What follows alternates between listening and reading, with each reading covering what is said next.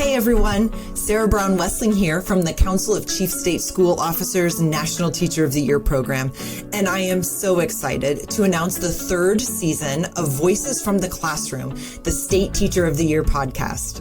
CCSSO's National Teacher of the Year program provides a platform for exceptional educators to elevate issues that affect teachers and their students, to expand their leadership roles, and to inform policy and practice. In this season of the podcast, 2022 State Teachers of the Year will teach us about the lessons their students keep talking about. Maybe it's the one that they come back 2 years later and tell the teachers about. Or maybe it's the one their most recent students have asked for over and over again. This season, we are honored to have two past State Teachers of the Year conducting the interviews themselves. You'll hear Stacy McAdoo, 2019 Arkansas State Teacher of the Year, John Arthur, 2021 State Teacher of the Year, and me in conversation with our teachers throughout this season. I invite you to listen to these incredible stories. This is Sarah Brown Wessling, and I am so excited to be here today with Jessica Somm, the 2022 Arkansas State Teacher of the Year. Jessica, welcome. It's wonderful to have you here today to talk about your classroom. Thank you so much. I'm so excited to be here. Fantastic. Okay, so can we just start with a little context? Just tell us a little bit about what you teach, where you teach, if you want to tell us a little bit about your community, just so we kind of get the picture before we dive in. Absolutely. So I teach in Cabot, Arkansas, and I have kindergarten through fourth grade special education, but I'm in a self-contained setting. Some districts call it special class. And so it's a 1 to 15. And I have students in kindergarten through fourth grade. I've had all grades every year, and they just have very diverse abilities and come to me with different background experiences. We have a really high military connected community here with the Little Rock Air Force Base close. And so sometimes we have children in and out at different times. That's not unique to a lot of communities, but we see a lot of kids come in from out of state, not just from other areas within our state, and even sometimes from other countries. Little Rock has a lot of people that also go to Japan and Germany. So their educational experiences are often very different when they arrive at our school and in our district. Yes. Absolutely. So do you have students from all grade levels in your room at the same time, or do you kind of work with one grade at a time? So I have all grade levels all day long. They spend the majority of their day with me. We really push for as many meaningful, inclusive opportunities as possible. One thing that we have had to prioritize and just really time manage is making sure that every student gets to go to activity with a general education class that is their grade level, lunch and recess. And then depending on, where their strengths are, where else can we push in and have some good learning that benefits them and is appropriate for them. So the door's revolving, though. We have therapists in and out. We have students moving. So besides our morning time and our very end of the day, it's very fluid who's in and out throughout the day. It can be quite busy. I have to have the timers on my phone for lunches, activities, or we forget. I can imagine. Yes. I can imagine. And whenever, you open those classroom doors and have more folks come in, it's just, it expands, right? It does. It does. And I had some of the best paraprofessionals.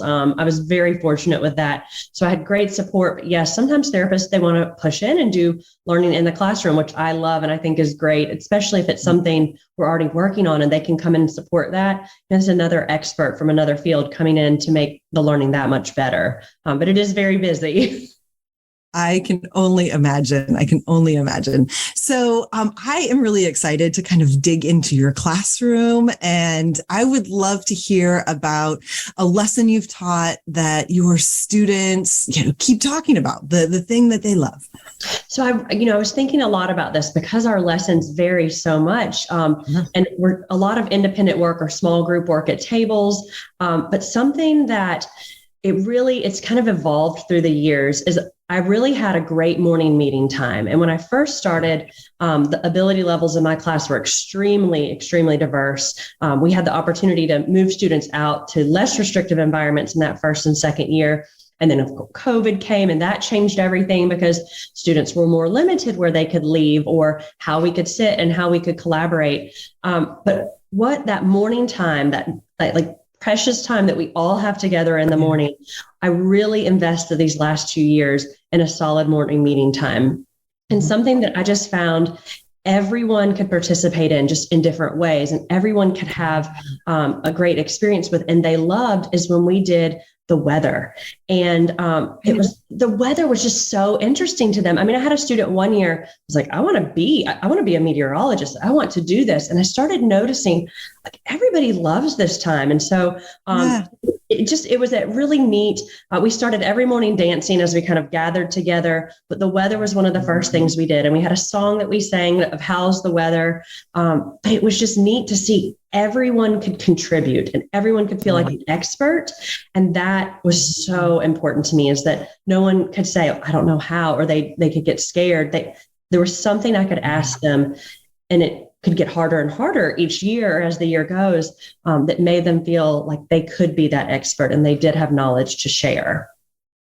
Isn't that just, I think, amazing how anchoring that kind of repetition can be?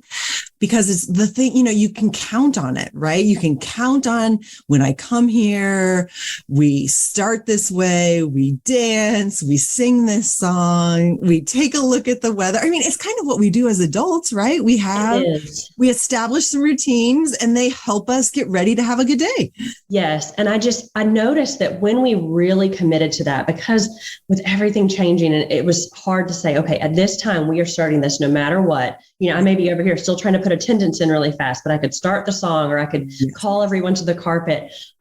It just was so important. And I think there's great value, especially with students with exceptional needs, of having that routine and knowing I'm going to show up. This is safe. This is predictable. When I forgot a piece of it, they knew to remind me. And it's, sorry, or we got busy, or I got distracted. Like, Miss Solom, you did not do this. And so I could pull them back. But it was so neat because, some of my youngest learners, my ones that struggled a little more, they could talk, well, what would we wear for this weather? Or they can easily go to the window and observe. And then we would use some of those bigger words. We wouldn't just say, oh, it's hot. Well, you're not feeling the heat. So we could add in some vocabulary. What are you noticing? What are you observing? And try to add some bigger words in. We'd have that weather report on my screen and we could talk about percentages. What is the chance of rain today? So some of my more advanced learners, they're learning percentages. They're able to use those words and really contribute in a bigger way, and just observing what's the high and the low. What do you predict tomorrow will be like? What would we wear then? And just there was always a way for students to contribute, and I mean they loved it. And every day I kept thinking, are they going to get, do they get tired of this? But they don't. They want, hey, I want to be the one to go up there today. And some of my students, there was a group of them that were struggling so hard with our higher number identification. Well, the high and the low temperature, especially in Arkansas, can be pretty high. Those numbers are big. Yeah. So practice skills. I mean, we could take data on IEP goals just from this meeting. And so it was just such a great natural way to see these are why these skills are important. These are how you'll use these skills. Is this a job you could do in the future? It just kept expanding. And I loved that. I loved seeing that happen for my students and in our classroom. I think it's so inspiring to hear how you've taken something that someone on the outside might say, this is a nice way to get started every day, right? But I hear you talking about making predictions and synthesizing and noticing patterns and like all of these really central skills that we're all trying to help our students grow in.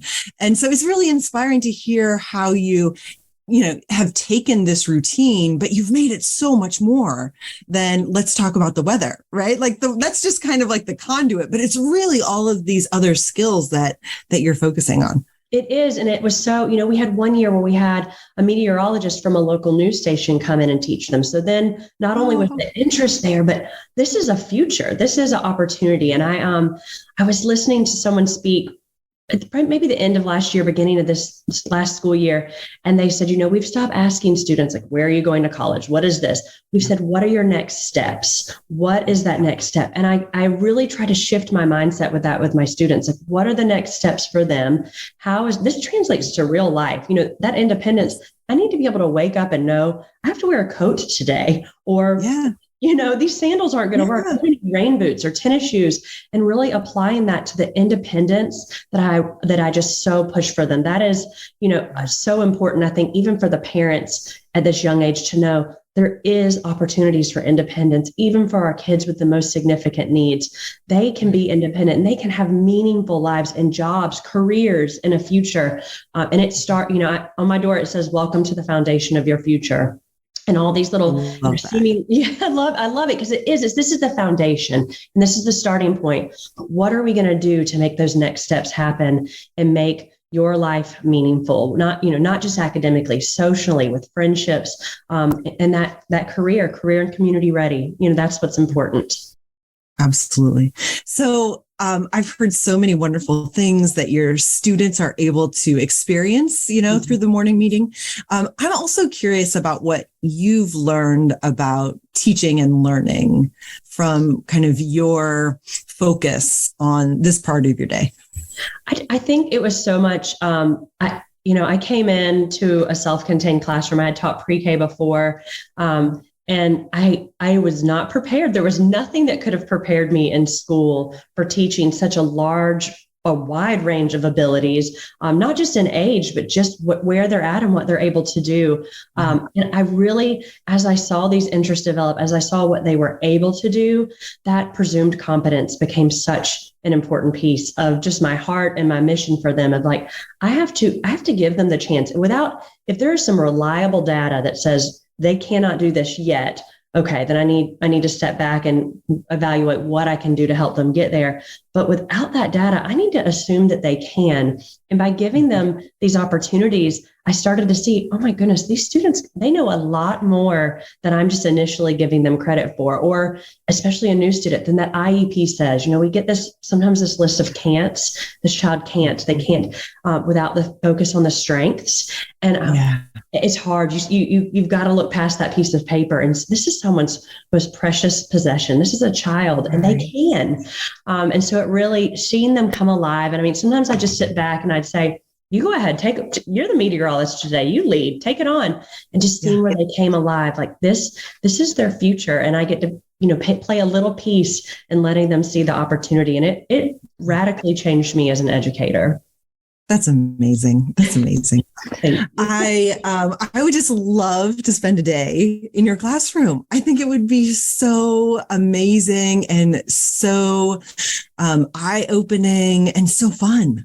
It is a fun place, and we commit to joy, and that, when school is not a burden, when it is a place that you show up and my teacher may have had a tough morning, but she loves me. She's going to keep me safe, and we're going to have fun. It's going to be hard. It's always going to be hard, but we're going to persevere. And it's just, kids deserve that. They deserve a joyful teacher committed to making life good for them. They do. They do. I can't think of a better way to end this. That's the line. That's the moment.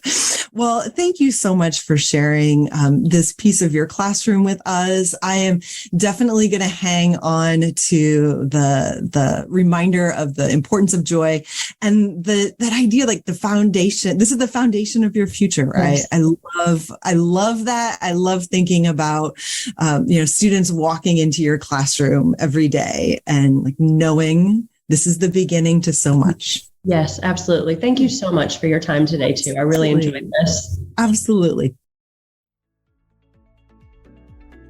Thank you for listening to the latest series of Voices from the Classroom, the State Teacher of the Year podcast. Let's keep the conversation going. Please share these lessons on social media with the hashtag NTOY22. That's hashtag NTOY22. You can also catch up on the last 2 seasons on our website at ntoy.ccsso.org.